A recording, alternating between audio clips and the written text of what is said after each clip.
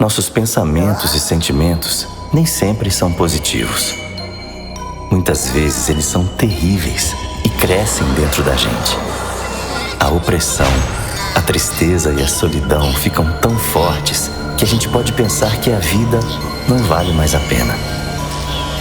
Dê uma chance a si mesmo. Por mais sombrios que sejam seus pensamentos, sempre existe uma luz. Busque a ajuda de um profissional. Passar por dificuldades psicológicas ou emocionais pode acontecer com qualquer pessoa. Falar pode curar.